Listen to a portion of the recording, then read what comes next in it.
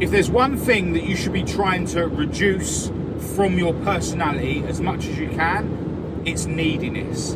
Neediness is a killer, especially for men. Now, everyone knows that when it comes to trying to attract women, that neediness really does trip you up. Neediness isn't attractive. But I think neediness in your whole life can be really detrimental, right? So I'm going to talk a little bit about that. Now, I must stress that I am a natural introvert. You know, I can't say that I am an expert at not being needy, but I can definitely say that all the progression that I've made within myself has involved modifying or reducing how needy I am in any given situation, right? So the obvious one, as I've already mentioned, is neediness around attracting women, right? If you're really needy, that's not really attractive, and you're then going to have less chance of attracting other women, and that's going to make you more needy. It's going to make you get yourselves into situations where you're so desperate to not get rejected that you're going to be coming off in a needy way, which is then going to make it more likely for you to be rejected. Now, the answer isn't to not care or try and make yourself not care, you know, because if you're trying to tell the world that you don't care about being rejected by women, for instance, then that's just going to come across as not being congruent. You know, congruence is where your thoughts, words and actions are aligned, right? If they're not aligned, then people can sense it anyway. So, you know, if you're trying to fake it as you make it in certain situations, that's not going to work either. You know, in fact, incongruence is an example of neediness, right? So it's not about not caring. It's about getting yourself to a point in your life where getting rejected by women, for example, isn't, you know, your number one issue, right? And the main thing you can do to achieve this is to have more options in your life when it comes to women, right? So it's either a vicious circle or a positive circle, right? More neediness equals less women, which then equals more neediness, which equals less women, or less neediness means that you're less likely to get rejected, which means more women, which means less neediness, and the cycle goes round and round. So how can you make yourself less needy around women, and how can you make yourself the kind of person that's gonna have more success with women, which means you've got more options, which means you're less needy? Well, by working on yourself is the main one, right? You know, work on your fitness, work on your intelligence, you know, go to the gym, exercise daily, eat good food, read books or study stuff online, turn yourself into a better person, yeah? And then that's gonna make you more attractive, which then is gonna mean you're gonna get more success, which means you're gonna be less needy, which means you're gonna have more success with women, and the cycle continues. But, you know, as I've already mentioned, this neediness, it spills out into all areas of your life, right? One example, you might be in a job that you don't particularly like. You might have a boss that is really horrible to you, right? And you're basically trapped because you've got to pay bills, right? Well, if your boss knows that you aren't going anywhere, i.e. you're needy to that job, then he can treat you however he likes, can't he? And you're not going anywhere. And if you're not going anywhere and he knows that, then he knows that he can carry on treating you bad and there's going to be no consequence, right? You know, you're not going to be offered that pay rise. And you're not, well, if you're really needy to your job, you're probably not likely to ask for one either. But, you know, if your boss knows you're not going anywhere, then, yeah, your conditions aren't going to get any better, are they? Now, again, the answer isn't to try and tell your boss that you don't give a shit about your job, because that's not congruent, right? You know, you're going to work every day, you're, you know, you've got bills to pay, etc., etc. So your boss knows that it would be a lie if you was to try and act or speak in a way that says, oh, you don't need that job, right? And yeah, there's always someone at work, isn't there, who tries to go on as if they don't need a job. And yeah, it's it's just bullshit, right? Why are you at work if you don't need money, if you don't need a job? So yeah, that's not the answer. But the answer is to, yes, work on side hustles. Yes, improve yourself. Again, improve your intelligence, improve your fitness, turn yourself into a better person. Yes, search for and apply for other jobs. You know, go and gain some qualifications or whatever, you know, whether it be external from your job or within the job, if that sort of thing is offered, right? You know, turn yourself into a better person so that you've then got more options. You know, you might end up getting offered a better job, right? Or at least, you know, the act of looking and applying for jobs will make yourself feel like there's other options out there, rather than you just not bothering because, you know, subconsciously you assume that there's no other options out there. And if you can get yourself to a point where you do understand that there are other options out there, you know, you're not going to be, you know, your only option isn't to stay in the job that you might hate, where you've got a boss that is horrible to you. No, when you get to that position, you're then going to naturally come across less needy, and then you might find that, you know, your boss isn't so horrible to you anymore, you know, and you might find that you have got more chance of getting that pay rise. Another thing I'd say though, in your job, work as hard as you can. Set out to be the one that makes all your colleagues look stupid. You know, I've been in jobs where, you know, your colleagues are like trying to encourage you to be lazier because you're making them look silly. And I've been in a job before where eventually I kind of succumbed to that sort of culture and ended up holding myself back. I don't care if you've got a job that's a dead-end job where, you know, there's no prospects, where you're getting paid minimum wage. For yourself, work as hard as you can. Be the best worker that you can be. Try and be the best worker at your job. And do it for yourself, right? Work as hard as you can and be the best worker you can for yourself, not for the job. You know, I've recently started a new job. Haven't announced it on the internet or anything, you know, until now. And I see it as my aim to become the best worker there. I'm not interested about whether, you know, if there are, you know, it's early days in this job, right? If there are some people that are going to look at me negatively because I'm coming in and working hard, I don't care if people think I'm a job's worth. In fact, I prefer it, because when I look at people in general in the world, I'm not trying to be anyone else. You know, I'm trying to be exceptional. I'm not trying to be normal. I'm not trying to be average. So for me, if I get myself to a point where I'm making other people look silly, then that's good. If I'm falling into the trap of being like everyone else, that is not good. That is not what I'm here for.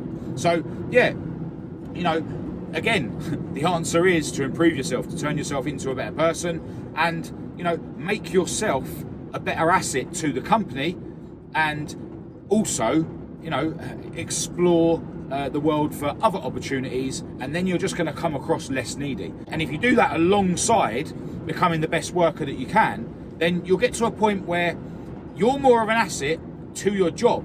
You know, your job needs you more than you need the job, and then you're going to be less needy, and then you'll probably find that your working conditions will get better, people will treat you better, you'll be more likely to, you know, get pay rises or potentially move up the ladder at your job. So then you'll be, you know, there'll be less reason for you to be needy, and again, the cycle continues. And another example of this is with YouTubers, right? We've all seen YouTubers, and I kind of fell into a trap myself with this when I went full-time YouTube, right? Where, you know, because you're a full-time YouTuber, you know you need to make videos, right? You know, and whether you like it or not, that comes across on camera. I've seen other YouTubers where maybe they start doing more poorly in terms of views and stuff like that, and then, you know, you can sense that they're getting more needy, that it is bothering them. And when you sense that, you know, sometimes it is subtle and it's subliminal, but when you sense that, you naturally find that you don't then end up watching all their videos, right? Whereas YouTubers out there that are sort of living the dream, and they come across as if, you know, it doesn't really matter whether people watch their videos or not, you know, but they're putting out good content, of course. you know, you want to watch those people, right? Because they're successful people, they're happy people, they're happy within themselves, they're not coming across needy. They don't need you to watch. They're just living their life as best they can, and you naturally want to watch that, right? Whereas if it's someone that is, you know, flogging a dead horse and they're clearly just, you know, knocking out videos because they feel like if they don't knock out videos really regular, then people are going to stop watching, or if they're worried about surviving because of ad rev and stuff, you know, naturally that is less appealing to watch, right? It's, you know, it's another example of neediness, you know, tripping people up. And as I say, I definitely fell into that trap, you know, with my other channel. Now, I like to film everything, right? But realistically, what I should be doing is not feeling like I have to film everything. I should be doing what I'm doing, and I shouldn't be coming across in a needy way that where I need everyone to watch every video, otherwise I'm going to go bankrupt, right? I should be making my videos, being happy about the videos that I'm making, and, you know, kind of, I don't want to say not caring if people watch them. You want them to watch them, but, you know, early on in my YouTube career, you could say, I was very much about the, you know, look, this is what I'm getting up to with my cars, and if you're watching them, that's great, I'll continue making them. And yeah, when I watch back at my, you know, much older videos, although I might not be as good on camera, etc., etc., and the editing might not be as good, I definitely come across in a way where I'm a bit less needy. Like, you know, if I'm honest with myself, if I watch the videos and compare them and try not to watch them through my own eyes, if that makes any sense. So yeah, it's another example of where, you know, you're needy because you want people to watch the videos. You really, really want them to watch the videos, but because you're doing it in a needy way, it means that people are less likely to watch your videos, and then that makes you worry even more about your views and stuff, which then makes you come across even more needy, and then potentially even less people watch your videos. So yeah, as I said at the beginning of this video, you know, this thing about neediness really does spill out into all areas of your life, and I really think that, you know, tackling that can, you know, improve your life massively. And as I say, there's a lot of things that I've improved in my life where I can definitely say that, yeah, I'm now less needy within that part of my life than I was before. And again, it's not about pretending that you're not needy. It's not about not caring. It's not about faking it until you make it. It's kind of, you know, you need to work on things around what you're trying to be less needy about, right? You know, the external things, right? So, you know, if you're trying to be less needy around women, you don't focus on how needy you are to women. You focus on turning yourself into a better person, giving yourself more options, giving yourself more social skills, so that you naturally end up becoming less needy, which then means that you'll get more success with women, which then means there'll be less reason for you to be needy, and the cycle continues. In your job, as I've already mentioned, you know, it's not about trying to come across to your boss like you don't care if you lose your job or not, right? It's not about that. It's about improving yourself as a person, adding to your options in life when it comes to a job, and then you're going to be sort of going into work every day with a bit of swagger that's going to come across less needy, which then means whilst doing your best and working as hard as you can and becoming the best worker as you can, because that is part of you turning yourself into someone that's, you know, potentially got more options, and then you're naturally going to come across less needy, and you're then naturally not going to need to be needy around your job, right? And then there's less chance of any negative things coming your way to do with your job that you were needy about before. And the third example I gave, you know, if you're creating content and stuff, do your best to make your videos as good as you can, but try not to focus on views. Try not to focus on whether people are going to watch your videos. Now, yes, make them as good as you can. Yes, you know, maybe use thumbnails that work better, etc., etc. You know, again, it's not about not caring. It's about doing what you're doing in the best way that you can, but also, you know, it kind of ties into what I was saying about the job, right? have other options. Yeah, if you're making YouTube videos, you know, make sure you've got another couple of side hustles, or, you know, go and do a day job alongside doing your YouTube videos, like I've started doing, so that then you don't feel like you have to keep flogging a dead horse and bringing out videos for the sake of it. And then you'll find that you'll come across less needy in your videos, and then you'll probably find that more people watch the videos anyway, and then once more people start watching your videos, you're going to be less needy naturally about people watching or not watching your videos, and the cycle continues. Then you're going to continue to come across as someone who's not needy, which will ultimately come across better on camera for your future videos. So I just wanted to jump on here.